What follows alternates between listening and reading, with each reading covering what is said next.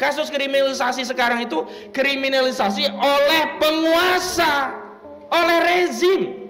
Beda dulu kasus ITE itu antara rakyat dengan rakyat. Misalkan undang-undang ITE dulu kasus pertama kan Prita Mulyasari, itu kan sengketa antara rumah sakit dengan pasiennya. Tapi undang-undang ITE hari ini itu sengketa antara rakyat dengan penguasanya.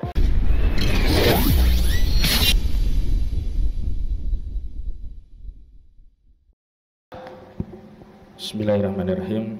Assalamualaikum warahmatullahi wabarakatuh. Waalaikumsalam warahmatullahi wabarakatuh.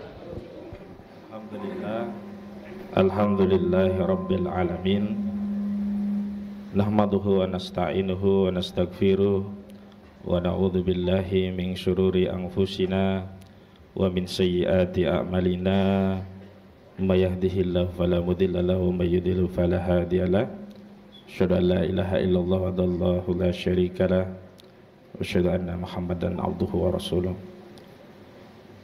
Qala Allah ta'ala fil Qur'anil Karim, innallaha yuhibbul ladzina yuqatiluna fi sabilihi saffan ka'annahum bunyanun marsus.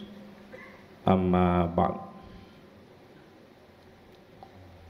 Hadirin sekalian dimuliakan Allah, para alim, para ulama, juga Syahibul Bait Kiai Haji Toha Yusuf Zakaria LC. Dalam kesempatan ini pertama-tama saya menyampaikan kebingungan. Saya mendapatkan nasib yang kurang lebih sama, baik di dalam pengadilan maupun di luar pengadilan. Di dalam pengadilan itu pengacara diberi kesempatan bertanya itu terakhir setelah hakim dan jaksa bertanya. Makanya kalau ada pengacara nanyanya ngaco-ngaco itu karena ya itu tadi, saya mau nanya apa, sudah didului sama hakim dan jaksa begitu. Dan ternyata dalam kesempatan di luar pengadilan saya juga mengalami nasib yang sama. Ya, diminta menyampaikan paparan terakhir juga gitu loh. Dan saya jadi kebingungan mau menyampaikan apa gitu loh. Tapi saya diselamatkan oleh host karena ternyata sejak awal sudah dikasih tor gitu ya. Sehingga alhamdulillah Prof Suteki itu tidak ngambil jatah saya ya. Pak Taufik gak ngambil jatah saya. Jadi saya aman bisa menyampaikan apa yang sudah saya pikirkan. Soalnya kalau sudah memikirkan tiba-tiba disampaikan oleh Prof Suteki, loh aku terus sekarang ngomong apa gitu. Baik, secara khusus saya diminta untuk menyampaikan bagaimana kita melakukan advokasi terhadap fenomena kriminalisasi yang hari ini banyak menimpa para alim, para ulama, para tokoh, para aktivis kita begitu. Mungkin karena concern saya sebagai advokat sering melakukan pembelaan hukum, maka panitia memberikan ikhtiram kepada saya untuk menyampaikan itu, dan mudah-mudahan apa yang saya sampaikan ini adalah berdasarkan pengalaman advokasi yang kami lakukan bersama sejumlah rekan sejawat, para alim, para tokoh dan umat yang ikut turut serta membersamai proses advokasi. Yang pertama saya ingin sampaikan apa sih itu kriminalisasi. Kriminalisasi itu satu tindak atau peristiwa atau perbuatan yang bukan kriminal, bukan kejahatan, tapi dipaksa diseret sebagai menjadi tindakan kriminal. Umumnya tindakan yang bukan kriminal tadi berkaitan dengan dua hal. Pertama, aktivitas menyampaikan pendapat di muka umum. Yang kedua, aktivitas ibadah yang itu merupakan hak setiap warga negara. Padahal pasal 28 Undang-Undang Dasar 1945 kita itu memberikan jaminan ya kemerdekaan untuk apa? Berserikat, berkumpul dan menyampaikan pendapat. Tapi anehnya di era now ini orang menyampaikan pendapat itu banyak yang kena kasus. Yang kedua, di pasal 29 Undang-Undang Dasar 1945 juga ditegaskan bahwa negara menjamin kebebasan beragama dan menjamin ya setiap orang untuk beribadat sesuai dengan keyakinannya. Hari ini umat Islam yang menyampaikan dakwah, yang dakwah itu dalam Islam adalah bagian dari ibadah, di mana dakwah itu hukumnya wajib. Siapa saja yang melaksanakan dakwah akan mendapatkan pahala dari Allah, dan siapa saja yang meninggalkan dakwah pasti akan mendapatkan celah dan dosa dari Allah Subhanahu wa taala. Tapi hari ini orang yang berdakwah juga dianggap melakukan tindak pidana, melakukan tindak kejahatan. Dan umumnya tuduhan-tuduhan kepada orang yang menyampaikan pendapat, tuduhan-tuduhan kepada orang yang sedang menjalankan aktivitas dakwah yang merupakan ibadah, itu diantaranya dianggap hoak, ya, pasal 14, 15 Undang-Undang Nomor 1 Tahun 1946. Ya, ini dianggap menyebarkan kabar bohong yang menerbitkan keonaran.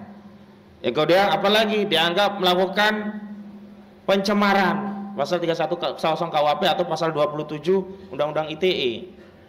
Kemudian yang ketiga apa? Dianggap menyebarkan kebencian dan permusuhan berdasarkan sara, suku, agama, ras, dan antar golongan. Pasal 28 ayat 2 Undang-Undang ITE. Kemudian apa lagi? Dianggap bahkan melakukan penistaan agama. Orang yang sedang menjalankan ajaran agamanya dianggap melakukan penistaan agama. Ini tidak pernah terjadi kecuali di era sekarang ini, gitu. Dan karena itu apa resolusinya atau apa yang harus kita lakukan untuk menghadapi masalah kriminalisasi ini, gitu. Karena masalah kriminalisasi ini bukan hanya akan dialami oleh orang lain, tapi kalau kita diam, pada akhirnya juga akan menimpa kita. Saya masih ingat benar ketika saya mengadvokasi kasus Ustadz Farid Ogbah, Ustadz Ahmad Zain An-Najah, Ustadz Anung Al-Hamad. Saya katakan kepada sejumlah tokoh di Jakarta, jangan tidak memberikan pembelaan kepada para ustadz ini hanya dengan dalih ustadz ini bukan dari harokah saya, bukan dari organisasi saya, bukan dari pondok pesantren saya. Maka kalau sikap itu yang diberikan, suatu saat pasti kriminalisasi itu akan sampai juga kepada semuanya. Jadi jangan sampai kita mengikat ukhuwah kita itu berdasarkan harokah, berdasarkan organisasi, berdasarkan mana alumni pondok, begitu. Maka benar sekali, Pondok Pesantren Al-Islah ini kan visinya itu ingin menjadi rumah bagi seluruh kaum muslimin, sehingga tidak ada sekat-sekat. Dan ini patut kita dorong untuk kita bawa misi Al-Islah ini untuk menyatukan umat dengan ikatan akidah la ilaha illallah Muhammadur Rasulullah. Jadi kadang ada sikap yang harus kita gerus, yakni apa? Khawatir kalau kita menolong saudara kita, kita juga akan kena kasus kriminalisasi. Ini kan naif sekali, begitu loh. Jangan tolong. Kalau kita tolong nanti kita diteroriskan juga. Jangan menjadi saksinya, nanti kita juga diteroriskan. Jangan menjadi ahlinya, jangan menjadi lawyernya. Ini problem di antara problem yang dihadapi kita hari ini, yakni satu sisi kita mendapatkan kezaliman dari kriminalisasi, di sisi yang lain kita punya sikap batin tidak ingin menolong saudara sesama muslim. Padahal jelas Nabi mengatakan al-muslimuna akhul muslim la yazlimuhu wa la yuslimuhu wa la yakhdhuluhu. Seorang muslim adalah saudara bagi muslim yang lain, tidak boleh mendolimi, tidak boleh menyakiti, dan tidak boleh menyerahkannya kepada musuh. Maka kalau ada fitnah ini, sikap batin kita yang pertama, kita saudara, dan kemudian kita harus mengambil pilihan apa yang bisa kita berikan bantuan kepada saudara saya sesuai dengan kapasitas dan kemampuan saya. Maka sebelum saya berangkat ke Al-Islah, saya diminta oleh Cak Slamet Sugianto untuk membuat tulisan. Ada beberapa rekomendasi yang saya sampaikan lewat tulisan saya untuk menghadapi masalah kriminalisasi ini yang marak terjadi.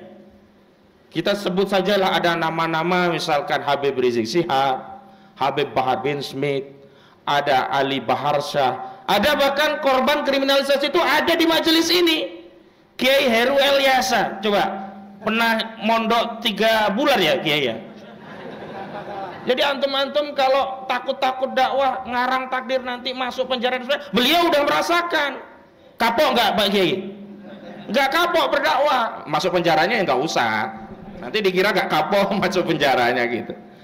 Kadang-kadang kita sendiri itu Allah yang punya takdir, tapi kita yang ngarang sendiri. Kalau dakwah nanti saya akan dipanggil polisi, nanti saya akan disidik, nanti saya akan ditahan, nanti saya akan dipenjara, istri saya nanti nggak ada yang kasih nafkah, istrinya jadi janda, istri saya minta cerai karena saya dipenjara, dan seterusnya.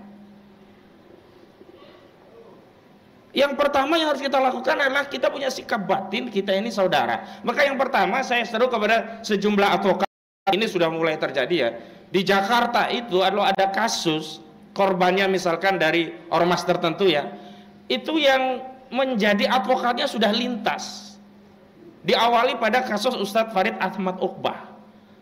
Bahkan Ustadz Farid Ahmad Uqbah itu tidak punya tim lawyer sendiri saat itu. Beliau kan Partai Dakwah Republik Indonesia kan baru keluar langsung dikerjai oleh rejim. Hanya Bang Ismar saat itu dari tim hukumnya. Bang Ismar kemudian mengkonsolidasi, saya membantu. Ada ketemu dari berbagai, ada dari Persis yang gabung, ada dari Dewan Dakwah, ada dari HTI, ya saya loh itu. Ada dari mana, banyaklah elemen, termasuk kemarin dari Ustadz itu siapa namanya? Saya lupa lah nanti saya. Egy Sujana itu dari HMI, tapi dia nggak gabung waktu itu. Yang lain tuh banyak begitu. Artinya sudah mulai ada kesadaran bahwa ini masalah bersama. Dan terus terang, dengan banyak advokat yang terlibat, itu banyak ilmu, banyak pengalaman, bisa saling melengkapi. Ada yang expert di bidang ITE, di bidang terorisme, di bidang fikihnya, di bidang, nah macam-macam itu. Kadang-kadang kalau advokatnya hanya expert di bidang ITE menghadapi ahli yang tidak ITE, ya bingung juga menghadapinya begitu. Menghadapi saksi yang bukan ahli ITE bingung juga, karena kita saling melengkapi sehingga saling bisa menambal kekurangan kita, dan perlawanan kita luar biasa, bisa maksimal gitu. Nah yang kedua menarik itu adalah resolusi yang disampaikan Bang Refli Harun. Nah kalau yang pertama ini juga pernah diusulkan oleh Pak Busro Mukodas, Pak Taufik yang sering cerita kalau bisa ya memang kita lintas agar bisa kita kerjakan bareng-bareng. Kalau dulu Siono kena kasus, ya cuman dari pemuda Muhammadiyah. Hari ini kita jangan begitu. Dari manapun yang kena fitnah, kriminalisasi, yang jelas begini. Kalau kasusnya jelas kriminalisasi kita bareng-bareng. Tapi kalau kasusnya misalnya nih ya, makan duit karena masuk mahasiswa harus bayar. Ya, seperti kasus salah satu rektor perguruan tinggi di Indonesia, ya kita nggak ikut-ikutan. Kalau itu benar-benar kriminal, bukan kriminalisasi. Malu kalau ikut-ikutan gitu ya. Yang kedua adalah Dr. Refli Harun mengidekan bagi kita, ahli-ahli pidana seperti Dr. Taufik ya, Profesor Teki dan yang lain itu ikut membantu dari sisi opini, juga dari sisi sebagai ahli di persidangan. Karena hari ini banyak orang pinter Pak, para alim banyak orang pinter, tapi nggak ada yang punya nyali. Yang jadi ulama kiai juga kitabnya saja yang tinggi, hafalannya banyak. Begitu dihadapkan dengan kasus, muter-muter juga. Ternyata kiai ada takutnya juga ya. Baru saya tahu, saya kira kiai itu semuanya kayak dulu loh, siapa Panglima Sudirman gitu loh, terdepan ya, mimpin pasukan, mimpin santri-santrinya. Ternyata Kiai Erano banyak yang takut juga gitu. Nah ini harus bareng-bareng kita biar berani lagi gitu loh. Kenapa? Contoh, ketika kita cari-cari ahli pidana untuk ya mengadvokasi kasus-kasus yang kriminalisasi, akhirnya untung ada Pak Dr. Taufik gitu loh. Coba kalau nggak ada Pak Dr. Taufik, mau kemana kita cari ahli pidana? Banyak yang ahli pidana, tapi nggak mungkin semuanya berani, apalagi kalau kasus kriminalisasi sekarang itu kriminalisasi oleh penguasa, oleh rezim. Beda dulu kasus ITE itu antara rakyat dengan rakyat. Misalkan undang-undang ITE dulu kasus pertama kan Prita Mulyasari, itu kan sengketa antara rumah sakit dengan pasiennya. Tapi undang-undang ITE hari ini itu sengketa antara rakyat dengan penguasanya. Dalam kasus Gus Dur, benar yang lapor Dodo Baidowi, tapi kalau yang nerima laporan nggak memproses, jadi nggak itu perkara, nggak jadi gitu loh. Maka banyak yang harus kita kuatkan untuk bersinergi. Yang ketiga juga ada sinergi antara ulama tokoh juga umatnya, karena begini, statement-statement dari tokoh kiai itu sangat membantu dalam proses pembelaan hukum. Diam saja itu bermasalah. Apalagi ngomong membenarkan. Misalkan ada kasus tertentu, ulama malah mengatakan itu benar. Misalkan contoh Jaim Saidi, beliau itu hanya mempraktikkan ajaran Nabi, ingin kembali ke dinar dan dirham, bikin komunitas pakai mata uang dinar. Begitu ditangkap, ada ulama yang mengatakan, oh itu bertentangan dengan undang-undang negara. Ini justru memberatkan aktivis kita yang sedang kena masalah kriminalisasi. Nah, semestinya harusnya banyak ulama yang mengatakan, oh kalau dalam Islam memang sistem keuangan itu berbasis dinar dan dirham, praktik kenabian juga begitu. Ada dinarnya Heraklius, dirhamnya Persia dulu yang dipakai. Nah, itu kan menjadi kasus masalah dinar dirham itu memang nggak ada yang dirugikan dan menjadi biasa gitu loh. Karena hari ini kami tim hukum itu tidak hanya menghadapi masalah di persidangan, tapi juga menghadapi framing jahat di luar persidangan. Contoh, Ustadz Farid Ahmad Obah ketika ditangkap diantaranya dituduh melakukan pendanaan terorisme. Undang-Undang nomor 9 tahun 2019 tentang pendanaan terorisme. Kemudian heboh berita dengan adanya penyitaan sejumlah propak amal ya, yang ada di masjid-masjid ya, kotak-kotak amal masjid ada sekitar 900-an. Begitu masuk persidangan gak ada satupun pasal terkait pendanaan terorisme. Fitnah ini. Tapi apakah pernah Densus 88 mengklarifikasi? Tidak. Karena itu kita yang harus menjelaskan bahwa kotak-kotak amal masjid itu bagian dari sedekah. Wong hari ini kita menghimbau jamaah untuk sedekah saja susahnya luar biasa. Tiba-tiba ada framing kotak yang ada di masjid untuk pendanaan terorisme. Ini jahat atau jahat gak? Begitu di persidangan tidak ada satupun pasal, saya yang menangani kasusnya. Gak ada satupun pasal tentang pendanaan terorisme. Tapi kalau di search, silahkan cari di Google. Dulu diberitakan diantaranya Ustadz Farid Obah itu melakukan pendanaan terorisme. Tidak ada satupun kotak amal yang dihadirkan di persidangan.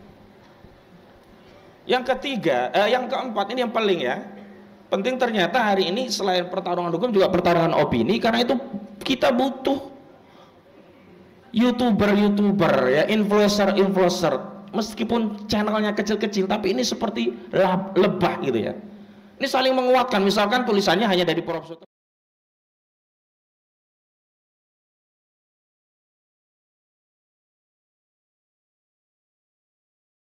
Itu kan tulisan-tulisan itu jarang orang ngambil dari media mainstream.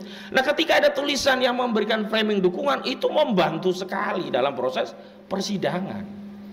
Bahkan ada perkara tidak jadi kasus karena apa? Dukungan opini di sosial media itu kuat, akhirnya kasusnya nggak jadi naik. Karena setelah saya amati, kriminalisasi itu pasti didahului dengan pengkondisian opini publik. Kalau sudah dianggap nih kiai ini parah, kiai ini rusak, kiai ini cabul, nah baru nanti masuk ke proses hukumnya. Tapi kalau kiai ini dituding kemudian opini cepat membackup, biasanya nggak jadi itu. Nah karena itu hari ini kalau ada youtuber itu perannya besar sekali, itu juga punya peran. Makanya saya juga sudah menjalin beberapa komunikasi dengan sejumlah channel-channel lumayan lah di Jakarta ya, ada Bang Refli, ada macam-macam lah, Bang Edi dan yang lainnya itu. Ini adalah bagian dari upaya untuk melawan kriminalisasi. Termasuk yang paling masif itu kriminalisasi terhadap, bahkan bukan ada pengemban dakwahnya, ajaran Islam dikriminalisasi. Di antaranya apa? Ajaran Islam tentang khilafah. Lu saya berulang kali sampaikan, nah meminjam asas legalitas yang disampaikan Dr. Taufik tadi, kalau mau mengatakan khilafah itu terlarang, maka harus ada dasar hukumnya. Nullum delictum nulla puna sin previa lege ponali. Ya, tidak ada khilafah itu dikatakan terlarang kecuali ada dasar hukum yang menyatakan khilafah terlarang. Kita cek pertama regelingnya atau aturan perundang-undangannya, ada nggak satu pasal yang menyatakan khilafah terlarang, atau barang siapa mendakwakan khilafah maka akan dipenjara 100 tahun misalnya kan begitu. Ada nggak? Nggak ada. Yang kedua, besihing, putusan badan atau pejabat tata usaha negara. Ada nggak putusan PT UN yang menyatakan bahwa menimbang, menegaskan, nah, kami memutuskan khilafah sebagai ajaran terlarang? Ada nggak? Tidak ada.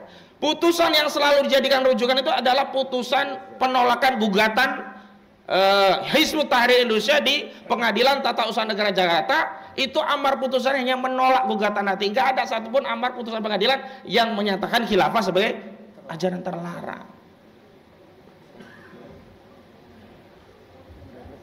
Jadi, dan terakhir berselisih ya putusan ya. Jadi ada regeling, ada berselisih, ada berselisih. 3 jenis dasar hukum itu tidak ada satupun yang menyatakan khilafah sebagai ajaran terlarang. Hari ini mulai. Nah, karena itu kalau mereka memframing khilafah terlarang, maka semua di antara kita yang punya ikatan akidah Islam kuat itu harus lebih ramai mengatakan khilafah adalah kewajiban, ajaran Islam. Lah kalau kita diam, maka omongan yang menyatakan ajaran khilafah ini kejahatan ini akan dianggap benar. Maka umat akan dijauhkan dengan ajaran agamanya gitu. Karena itu hari ini diantara bentuk perlawanannya juga kita harus melakukan perlawanan dengan dakwah, menjelaskan, mendatangkan al-haq. Gak mungkin al-batil itu pergi kalau kita diam tidak menyampaikan al-haq.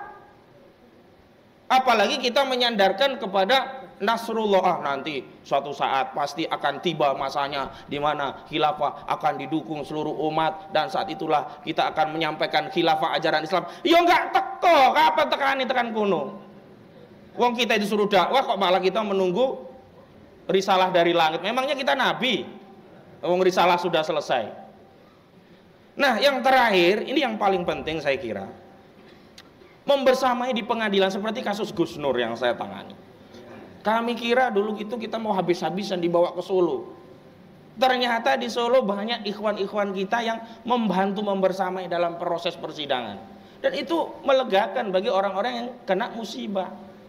Mereka itu menjadi lebih kuat. Saya ada cerita 2 ini ya, Bang Munarman sama Louis Sungkarisma. Bang Munarman saya dapat cerita dari Aziz Januar, Louis Sungkarisma cerita tentang Alvin Lim. Jadi mereka-mereka yang hari ini dipenjara karena dikriminalisasi, itu mereka bahagia mendengar kabar kalau kita yang di luar itu tetap menyampaikan kebenaran, tidak mingkem, tidak diem, mau menyuarakan perjuangan mereka gitu.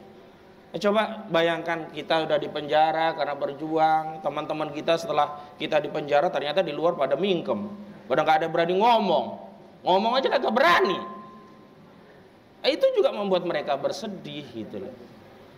Dan lagi pula begini loh, ketimbang kita capek dibela orang, apakah tidak lebih baik kita mengambil pilihan capek membela umat? Karena pasti kita nanti akan dibuat capek, kalau enggak membela pasti dibela gitu loh. Nah di titik itulah saya menghimbau kepada para alim semuanya, kalau ada ulama di antara kita kena masalah, ayo bareng-bareng dibela. Lawyer-lawyer juga melakukan konsolidasi, ahli hukum juga konsolidasi, YouTuber juga berkonsolidasi, karena yang dihadapi bukan hanya kasus hukumnya, tapi framing negatif terhadap kasusnya. Semalam saya juga dapat cerita dari Kiai Haji Toha Yusuf Zakaria, salah satu tokoh, salah satu ulama kita yang di framing jahat sekali gitu. Ini terjadi pada siapa saja kalau kita tidak melakukan aktivitas sinergi bersatu. Nah memang ketika kita hendak bersatu, disitulah pentingnya sikap batin kita untuk menginsyafi bahwa tidak semua orang itu seperti keinginan kita. Ada beberapa hal atau banyak hal yang kita harus mengalah demi persatuan umat. Kalau kita maunya ego seperti yang kita inginkan, ya nggak jadi, nggak ada sinergi gitu loh. Makanya saya selalu mengajak fokus kepada hal-hal yang ini menjadi masalah kita bersama. Kriminalisasi masalah kita bersama. Dakwah penegakan syariat Islam ini adalah concern kita bersama, sehingga kita tidak terpecah dengan narasi-narasi pinggiran yang justru itu akan menjauhkan kita antara satu dengan yang lainnya, dan itu akan membuat kita makin teralienasi dari umat. Kalau teralienasi dari umat mudah sekali di framing. Kalau sudah mudah di framing, mudah sekali dikriminalisasi. Kalau sudah mudah dikriminalisasi, setiap saat itu tinggal ngitung mana dulu yang mau dikriminalisasi. Saya kira itu yang perlu saya sampaikan, dan mohon ini menjadi perhatian bersama, karena sekali lagi semestinya yang takut di tengah-tengah umat bersuara itu adalah mereka yang zolim, bukan kita yang benar. Saya berulang kali menyampaikan, kalau ada orang mencuri di satu perkampungan, harusnya yang takut itu pencurinya, bukan pemilik rumah. Hari ini fenomenanya justru pemilik rumah yang takut. Udahlah jangan berteriak, nanti kalau kita berteriak rumah kita juga kena curi. Akhirnya semua rumah dicuri gitu loh. Padahal kalau satu teriak maling, maling, maling, maling, kabur gak itu maling? Kabur. Bisa jadi ditangkap, dibonyok itu bareng-bareng gitu. Nah hari ini makanya sikap batin kita harus seperti orang yang di kampung ada maling, berani berteriak, jangan tengok kanan kiri. Nanti kalau saya teriak sendiri, jangan-jangan saya jadi korban berikutnya. Jangan. Harus berani, ta'muruna bil ma'ruf wa tanhauna 'anil munkar wa ulaika humul muflihun. Termasuk ya mencegah kemungkaran gitu loh. Dan itulah esensi dakwah, menyeru kepada yang ma'ruf dan mencegah kepada yang mungkar. Itu saja yang bisa saya sampaikan, kurang lebihnya mohon maaf. Billahi fisabil haq fastabiqul khairat wallahu muwaffiq ila aqwamit thoriq. Wassalamualaikum warahmatullahi wabarakatuh.